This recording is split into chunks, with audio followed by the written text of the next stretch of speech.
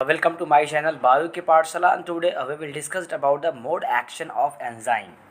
तो जैसा कि पता होगा कि हमारी बॉडी के अंदर और प्लांट की बॉडी के अंदर एंजाइम पाए जाते हैं और इस एंजाइम का क्या मेन फंक्शन है कि किसी भी सबस्ट्रेट को प्रोडक्ट में चेंज कर देना, या हम कह सकते हैं कि जो एंजाइम होता है वो एक्टिवेशंस यानी कि किसी भी रिएक्शंस की जो रेट होती है उसको भी इंक्रीज़ कर देता है, तेज़ी से उस रिएक्शंस को पूरा कर देता है। जो एंजाइम होते हैं वो भी एक तरह के प्रोटीन ही होते हैं, ऑर्गेनिक कंपाउंड होते हैं। ठीक है, अब देखिए मोड ऑफ एक्शन है, कैसे एंजाइम कैसे वर्क करता है, इसके संबंध में, इसके रिलेशन में टू थ्योरी प्रपोज्ड की गई है। एक है अब आपकी द लॉक की मैकेनिज्म थ्योरी, हम इसको लॉक एंड की थ्योरी कहते हैं, और दूसरी थ्योरी है द इंड्यूस्ड फिट थ्योरी। ठीक है, लॉक एंड की थ्योरी जो है वो प्रपोज किया था एक साइंटिस्ट जिनका नाम था एमिल फिशर ने 1955, यहाँ पर मैं लिख दे रहा हूँ 1955 में इस 1899 में इस थ्योरी को प्रपोज किया था। और इन्होंने इस थ्योरी में बताया कि जो लॉक एंड की थ्योरी है ये पूरी तरह से लॉक एंड की के ऊपर बेस्ड है। जैसे हमारे घर में लॉक एंड की लगा होता है और उसमें जैसे ही हम की को लॉक में एंटर करते हैं तो हमारा जो लॉक होता है वो ओपन हो जाता है। ठीक है, बस एग्जैक्टली उसी तरह से ये भी थ्योरी वर्क करती है। तो आप यहाँ पर देख सकते हैं, ये जो ब्लू कलर का आप देख रहे हैं ये हो गया हमारा एंजाइम हो गया। और जब किसी सबस्ट्रेट जब कोई एंजाइम से आकर के जुड़ता है तब उसके बाद क्या होता है प्रोडक्ट बनता है। देखिए इसमें क्या होता है, ये हमारा हो गया सबस्ट्रेट, ठीक है, जो कि एक येलो कलर का और स्काई ब्लू कलर का आपको सबस्ट्रेट नज़र आ रहा है, और ये हो गया हमारा एंजाइम। ठीक है, अब देखिए एंजाइम के पास होता है डिफरेंट तरह का एक्टिव साइट। तो यहाँ पर आप देख सकते हैं ये हो गया आपका एक्टिव साइट। ठीक है, एक्टिव साइट क्या होता है कि एक्टिव साइट किसी भी एंजाइम्स का वो वाला हिस्सा होता है, वो वाला पार्ट्स होता है जहाँ से आकर के सबस्ट्रेट आकर के जुड़ते हैं।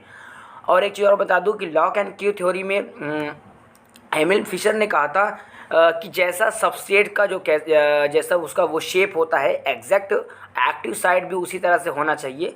अगर एक्टिव साइट का शेप और सबस्ट्रेट का शेप अगर इक्वल है, यानी एक सिमिलियर हो है, यानी कि एक जैसे दिखते हैं, तो तभी आकर के सबस्ट्रेट आकर के हमारे एंजाइम से जुड़ जाता है। तो अब इस डायग्राम के अंदर देखिए ये हमारा सबस्ट्रेट जो है आकर के जुड़ रहा है हमारे एक्टिव साइट से। अब जैसे ही एक्टिव साइट से जुड़ गया तो देखिए यहाँ पर क्या बन गया, एंजाइम सबस्ट्रेट कॉम्प्लेक्स बन गया। ठीक है, जैसे ही एंजाइम सबस्ट्रेट कॉम्प्लेक्स बन जाता है उसके बाद एंजाइम अपना मैकेनिज्म परफॉर्म करता है और वो एंजाइम उस सबस्ट्रेट को प्रोडक्ट के अंदर तब्दील कर देता है या प्रोडक्ट के अंदर चेंज कर देता है। ठीक है, तो इसी थ्योरी को हम द लॉक की मैकेनिज्म कहते हैं। एक और फोटो आप देख लीजिए, अब इस डायग्राम को देख लीजिए, इसके अंदर ये हो गया हमारा की हो गया, ये हमारा लॉक हो गया। जब की और लॉक आपस में मिलते हैं तो की लॉक कॉम्प्लेक्स बनता है। उसके बाद क्या होता है, हमारा जो लॉक होता है वो क्या होता है, ओपन हो जाता है।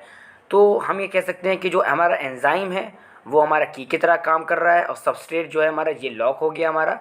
और जैसे ही दोनों आपस में जुड़ते हैं तो क्या बन जाता है, एंजाइम सबस्ट्रेट कॉम्प्लेक्स बन जाता है। और फाइनली हम क्या देखते हैं कि ये एंजाइम उस सबस्ट्रेट को प्रोडक्ट के अंदर तब्दील कर देते हैं, चेंज कर देते हैं। इसी थ्योरी को तो हम बोलते हैं लॉक एंड की थ्योरी। इसको एमिल फिशर ने 1899 में इसको प्रपोज किया था।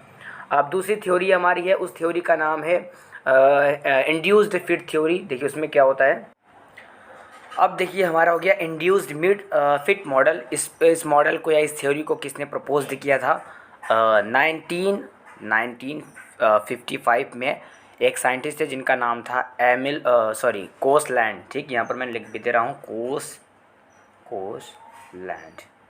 कोसलैंड नाम के साइंटिस्ट थे। उन्होंने इस थ्योरी को पहले प्रपोज किया। तो देखिए इसमें उन्होंने क्या कहा था, उनका कहना था कि ये एंजाइम का एक्टिव साइट होता है, लेकिन सबस्ट्रेट जो होते हैं अगर किसी दूसरी शेप की है तब भी ये आकर के जुड़ जाता है, और वो जो एक्टिव साइट होता है एंजाइम उस सबस्ट्रेट के अनुकूल अपनी बॉडी को या शेप को कह सकते हैं कि बना लेती हैं। जैसे फॉर एग्जांपल ये हमारा एंजाइम हो गया। ठीक है, अब इस एंजाइम्स का शेप देखिए आप थोड़ा सा अलग होगा। ये एंजाइम का शेप कुछ इस तरह का है ये, और हमारा सबस्ट्रेट का शेप ऐसे है।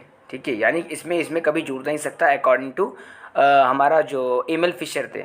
लेकिन इनका कहना था कि ये एंजाइम का शेप भले से दूसरा तरीके का होता है। यहाँ पर आप देख सकते हैं यू की शेप में है और एक्टिव साइट हमारा कुछ ऐसे है। ठीक है, यानी कि ये इसमें जुड़ नहीं सकता है।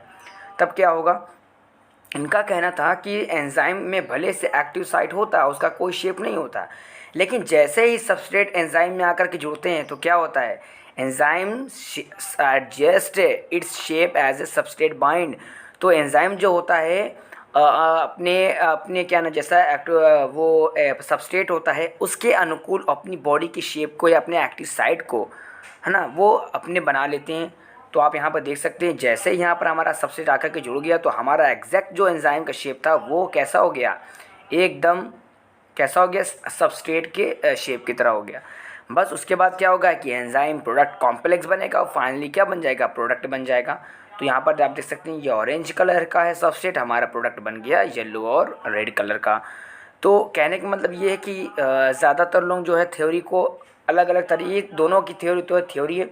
तो बहुत सारे साइंटिस्ट बिलीव करते हैं कि इंड्यूस फीड मॉडल ज़्यादा सूटेबल है। कुछ साइंटिस्ट जो बिलीव करते हैं कि कहते हैं कि जो की लॉग थ्योरी है वो ज़्यादा सूटेबल थ्योरी, ज़्यादा राइट थ्योरी है। तो अगर ये वीडियो आपको पसंद आई है तो like share comment and subscribe ज़रूर कीजिएगा। Thank you so much for watching this video.